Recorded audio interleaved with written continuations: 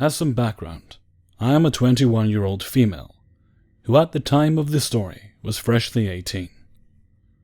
I had moved out of my parents' house in my small hometown in SoCal, and moved to San Luis Obispo. I loved every minute of it.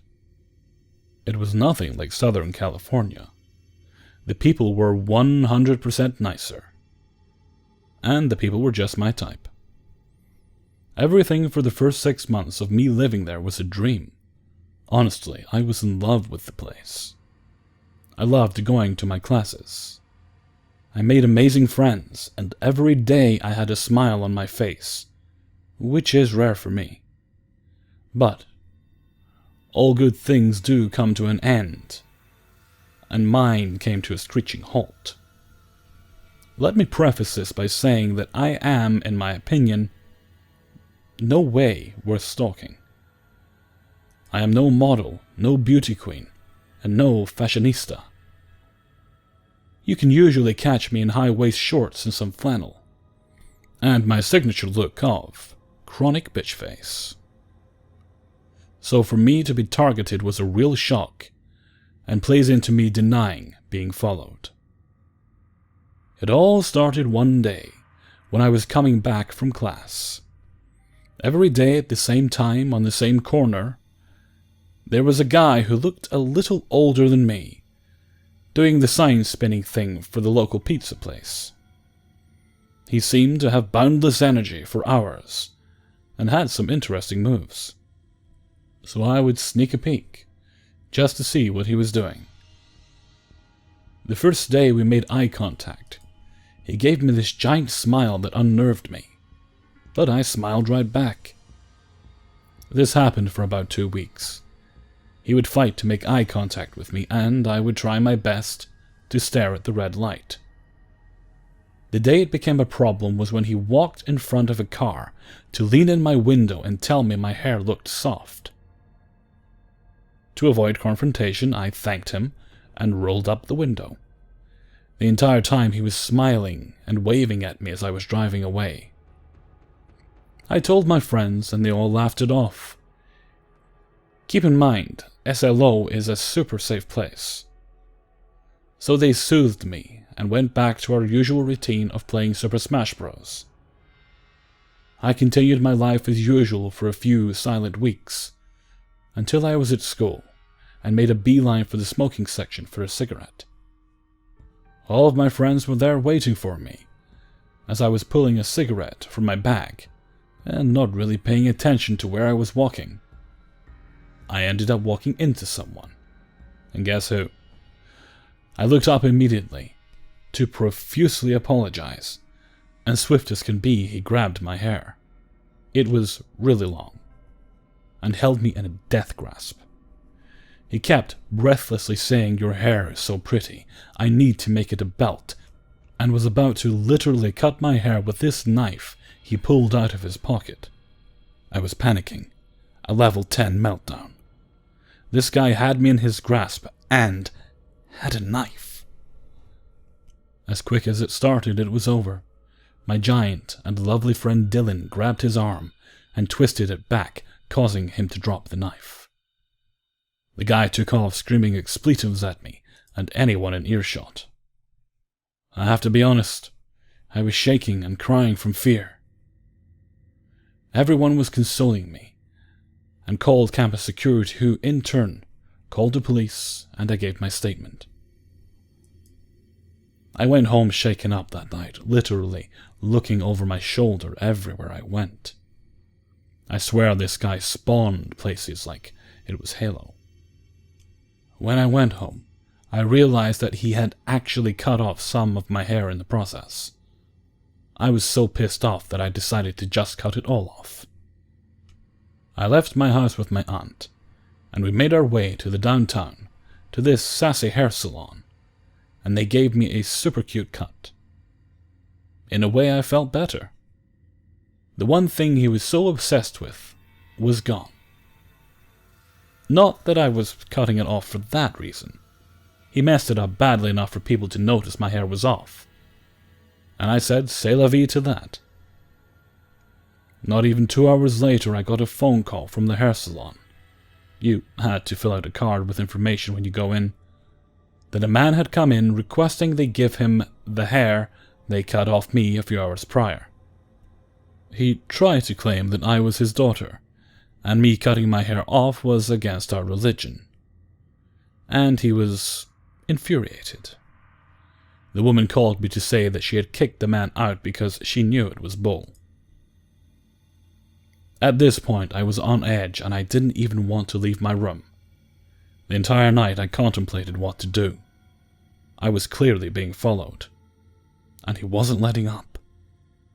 I was so shaken up that I decided to skip my Friday class and just stay inside for a day or two to gather my bearings. My uncle came home from his job. He's gone for weeks at a time. He's an engineer for a military company that makes night vision cameras. He brought one of the newest models made for tanks to the house, so that he could see the features more. He aids in design and sales, and would bring home items to tinker with to create a better sales pitch. We played the whole night with the little camera, and had fun with the kids, niece and nephew. I have a terrible history of insomnia, so when everyone had tired out from playing with the camera, I was awake in my room. I heard it, so quiet and yet so loud. Someone was walking into our backyard. I could hear the footsteps. And then, even worse, the creaking of the swing in the tree. I listened for about 10 minutes without moving to make sure what I was hearing was real. I didn't want to terrify the children since they were so young, but knew that I needed to do something, so I creeped into the living room and went to look at the swing, which didn't have anyone in it, but was swinging violently like someone got off and ran. I assumed from me turning off the light. I woke my uncle and my aunt and told them what I heard. We double-checked all the locks on the doors, and they dismissed it as me overreacting to nothing. A few days passed and they told me they were going to be heading up further north to visit my other aunt. I tried to seem like I was okay, so I didn't beg them to stay. I told them I was going to have friends staying the night at the house, and they said that was fine. The layout of our house is basically a 2-story house, but the bottom was a giant garage and the top floor was the actual house. Which I want to detail that there is a staircase that leads up to the house, and I would always lock the door that separates the door to the garage and the house. My aunt was notorious for forgetting to lock the outside door on the bottom floor, and the door to the house. My friends came over, and we were hanging out when we heard the bottom door slam open so loud we all stopped moving. My instincts kicked in, and I ran to the garage door and locked the door just in time to hear hands slamming on the door. Then heard the person run to the patio, up the stairs which was already locked, and the curtains drawn, so we never saw their face. We were all shaken up, but they wanted to stay the night since they didn't want to walk to their cars until morning, and we all agreed it was for the best. But at the last second I decided to take the night vision camera and set it on the outside porch railing, looking down on the swing. I was going to prove once and for all that I wasn't messing around. The morning came and went. Nothing interesting happened. I left the camera outside to record for 3 days and stayed at my friend's house for the remainder of my family being away.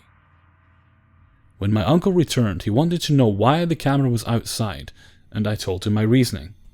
And he wasn't mad. He helped me upload the footage. We combed through hours of just raccoon and animals until we saw it. A male, with the same build as the guy who had attacked me. He had a mask on, sitting on the swing for hours. He would walk around the house, try to open the doors, try to get into the garage. The footage for the entire week had him arriving anywhere between 2:30 to 4:30 a.m., doing his routine walk around the house, hoping for an unlocked door, and then leaving. My uncle, aunt, all of us were mortified, watching him creep around the house for close to a week. We decided to go to the police.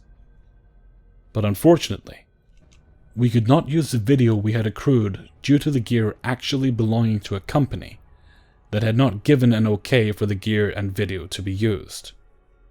Legal loophole, trust me, I was screaming internally the entire time. I gave my statement, and the police patrolled my house for around a week or so, not seeing any activity. My aunt and uncle refused to leave me alone a second time around. And just as quick as the stalking started, it stopped. No more nighttime visits, no more following me. I moved out of the area shortly thereafter to move back to LA for my career in film. But honestly, when I think about it, I will still look over my shoulder. Around 10 years ago, I was a student on study leave, so I was studying from home for my finals.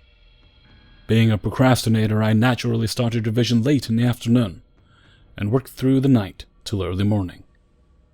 This worked out for my dad. Since he would work late shifts, he would return home around midnight after catching the last train home, so I could drive to pick him up from the train station. I didn't mind, since I had recently passed my driving test and loved the quiet roads. He would call me about a stop or two before getting off the train, so that gave me time to drive to the station. So, as usual, I received his call and proceeded to exit the front door. Just as I did that, I saw a tall figure standing opposite my driveway, standing right in front of my car, blocking the exit. I don't know how long he was standing there before I saw him, but I live right next to an open space park in London, so seeing people like that isn't at all uncommon, especially at this time of night. They are usually druggies or loafers who hang around near the entrance, but they do clear off as soon as they see me exit the house. But this time it was different. This person just stood there mumbling and groaning to himself. He was wearing a long black coat with the hood up, standing perfectly still, with his back facing towards me. I waited near the front door for a little while, but I didn't know what to do, so I closed the door. I don't think he saw me.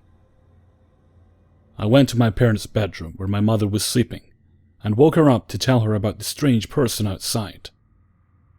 Their bedroom faces the front of the house, so we peeked out the window with the lights off.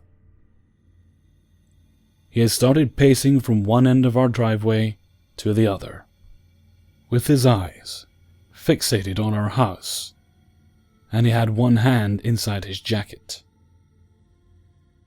I told my mother to call the police, but she was reluctant to do so. She never speaks to the authorities even in emergency situations, because English isn't her first language, so she never had the confidence to talk to anyone who didn't speak her language. I also struggled with severe anxiety back then. To an extent, still do today. So it was out of the question for me to call the police. I could barely muster the courage to leave the house, so in this situation, I felt like a deer glaring helplessly at the oncoming headlights of death. The man then stopped and proceeded to walk towards our house. He was holding something which resembled a black rod or stick of some sort. It was too dark to see what it was, and I was literally paralyzed with fear. It seemed as if he was trying to look through our window in the living room, but the curtains were drawn. I think he was trying to peek through the spaces between the curtains. I'm guessing he didn't see anything because the lights were off. I had kept the light on in my study room, but that faces the garden out back. He turned around and dropped what he was holding in our recycling basket, before walking off into the darkness of the open space. There are no lights in the park next to us, so it's pitch black. Our recycling baskets in London don't have lids, so they are open. As soon as he walked off, me and my mother walked towards the basket, curious to see what he dropped in there, and were horrified to find that it was a knife. It was very long, and was encased in a thick black scale-like sheath. It was heavy. I don't know anything about knives to make a judgment, but this thing can do some real damage. My mother immediately put the knife in the main general use garbage tin. While driving home with my dad, we discussed what had happened. Since we didn't see the person's face or see where he went after disappearing into the darkness, we decided not to report this to the authorities. We never saw him again. Looking back at this incident, I should have called the police. We were lucky he didn't try to break into our house, or don't know what would have happened. My family were in danger, and I just stood there watching it happen. I've since used this as motivation to work on my anxiety, so I'm better equipped at handling situations if it were to happen again. I still can't figure out what his intentions were or why he targeted our house in particular. I named this story a litter bug because in high school, we were actively told to recycle, and students who disposed of an item incorrectly, plastic and general waste, were called litter bugs. This happened a little over 3 months ago in July, and I am still scared shitless of walking home alone to this day. So, important details first. I live in a fairly populated and safe part of Toronto, and I go to a university about 20 to 25 minutes away by public transit, not including the 10-minute walk from my house to the subway, 10 minutes in the subway, and roughly 10 to 15 more minutes on the bus. I was just starting second semester, and to my utter dismay, all of my courses were in the morning. All except for one. It was my Aboriginal Studies class, which was held every Tuesday, from 6 to 9 p.m. My professor at the time was known for rarely showing up to class, and instead setting up online classes to make up for her absences. So I often found myself showing up to class, only to find that it was either cancelled, or it was being held online. I never checked my email. It was a very rainy Tuesday night, and as usual, I headed to the university to go to my class. I entered the room, and sat there for a good 15 minutes, waiting for everyone else to show up. At that point, I started to notice something was weird.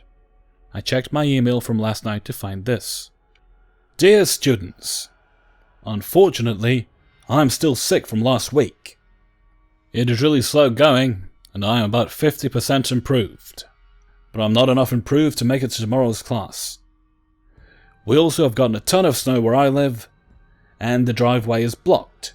However, I do not want to delay our class schedule, so I'm going to hold class online tomorrow. I will be sending you a link to access the class, and you will be able to access it from anywhere with internet access. There will not be video functionality, but there will be audio, chat, and textful communication. Please check your email for a follow-up message, with a link for our class tomorrow. So this class ended up being cancelled again, and I was too pissed off to follow the link to the online class. So I packed up my shit and decided to go home. I got off the subway around 6:40 p.m, and I started to walk home. It was a 10-minute walk from the subway station, in which I had to walk on the sidewalk, cross the road, turn right, and turn left again into my condo. Sorry if this is a little hard to grasp.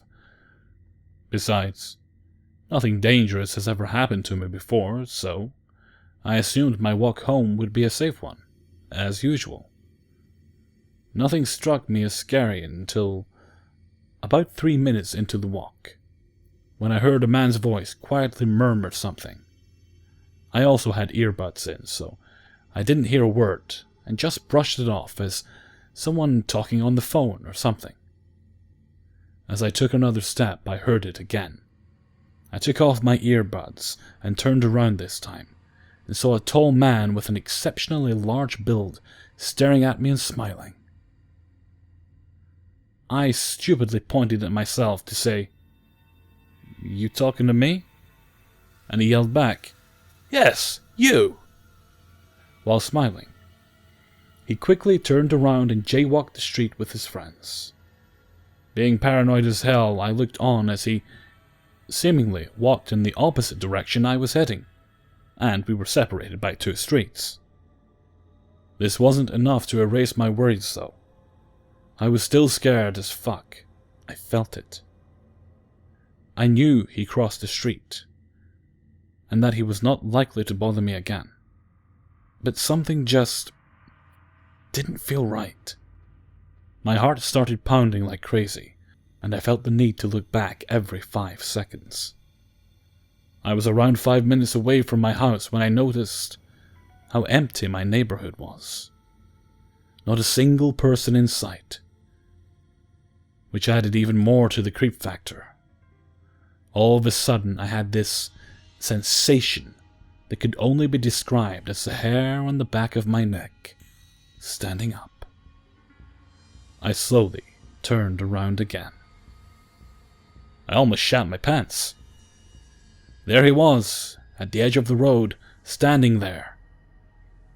He then started to fucking chase me. It all happened so fast. It took me a second for me to go from, "Oh God, how did he even manage to find," to, "Holy shit, run!" The guy was way fitter than I initially anticipated. As he was starting to catch up to me, I was absolutely terrified. Even with all the adrenaline pumping throughout my body, I was barely able to sprint in my huge, bulky hunter rain boots. Thankfully, without slipping or falling, I managed to run into my condo lobby before he could catch me. I was panting, shaking, and crying, and everyone in the lobby was staring at me. I looked outside the glass walls and saw him stop, look around, and leave when he couldn't find me. I made one of the security guards walk me to my room, and I didn't dare come out for the rest of the night. I later figured that when the man first crossed the road, he was watching and followed me from the other side of the road, and jaywalked when he saw that I was entering a quieter area where I could easily be isolated. It scares me that if I wasn't so overly paranoid that night, he could have easily grabbed me from behind, abducted me, or who knows, maybe much worse. So, Mr. Rapist, serial killer, or whatever the hell you are, let's not meet. Hey everyone, Hellfreezer here, and thank you very much for listening to episode 55. Hopefully you can already tell, hopefully your ears are telling you that something is different. This is the very first recording I've made with my new audio setup. Over the next week or so, you'll probably notice changes here and there as I tweak things, settings, distance of the mic, that sort of thing, and just overall get used to the new equipment. Right now, this video is recorded with the new mic and the interface, but I'm using the old software and the old techniques to a little compression here and there, just cutting out too many breath sounds because, I've got big manly lungs and they tend to make a noise when I get going. Not like that. Think clean thoughts. Although I will say right now, there is far less work for me to do in post-production on a recording than there was previously. And for me that is quite a blessing. And I've also now officially began 2 weeks off from work. So good. So very, very good. That gives me plenty of time to do something I actually enjoy doing, rather than, the thing I have to do to keep the wolves from the door. Okay, I'm gonna go now. So, until next time, thank you very much for listening, and take very good care of yourselves.